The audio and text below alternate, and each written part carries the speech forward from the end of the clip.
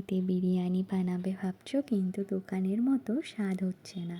চলো আজকে তোমাদের জন্য একটা বিরিয়ানির সহজ রেসিপি নিয়ে এসেছি। প্রথমেই কড়াইতে 2 চামচ রিফাইন অয়েল তেল, সাথে 1 চামচ ঘি দিয়ে এটাকে গরম হতে দিয়ে তেল গরম হয়ে এলেই এর মধ্যে 2টো বড় সাইজের পেঁয়াজ কুচি দিয়ে দেবে। এবার এই পেঁয়াজ কুচিটাকে বেরেস্তার মতো করে লাল করে ভেজে নেবে। পেঁয়াজটা হাই ফ্লেমে 8 থেকে 10 মিনিট ভেজে নিও।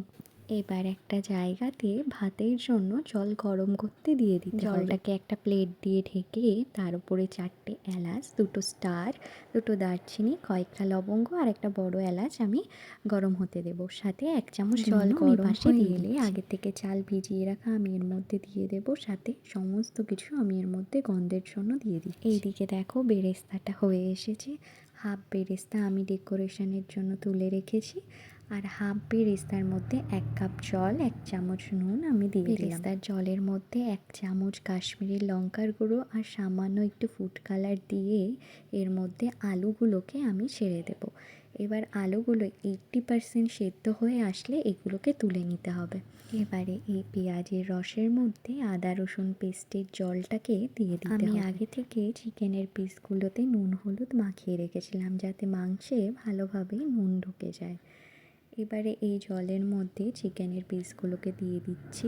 এবার এটাকে 20 মিনিটের জন্য সেদ্ধ হতে দিয়ে দেব। মাংসটা ভালোভাবে সেদ্ধ হয়ে গেলে ওর মধ্যেই আমি এবার সেদ্ধ করা আলুগুলোকে দিয়ে দেব।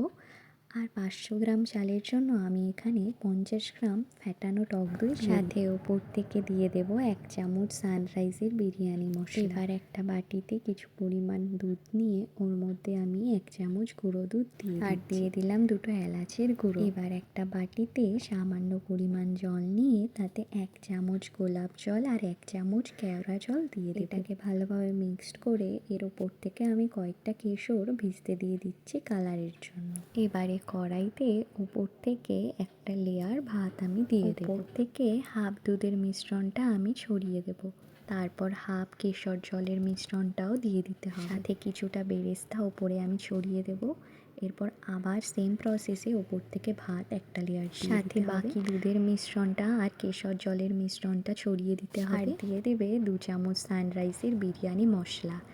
এরপর দেখো বাকি বেরেস্তাগুলো আমি ওপর থেকে ভালোভাবে ছড়িয়ে দিয়েছি আর দিয়ে দিয়েছি 2 চামচ ঘি। এরপর একটা ফয়েল পেপার দিয়ে কড়াইয়ের ওপরটাকে ভালোভাবে মুড়ে নিতে হবে। আর কড়াইয়ের নিচে একটা তাওয়া দিয়ে প্রায় 40 মিনিটের জন্য এটাকে লো থেকে মিডিয়ামে হিট করে নিতে হবে। দেখো বিরিয়ানিটা কত ঝুরঝুরে হয়েছে।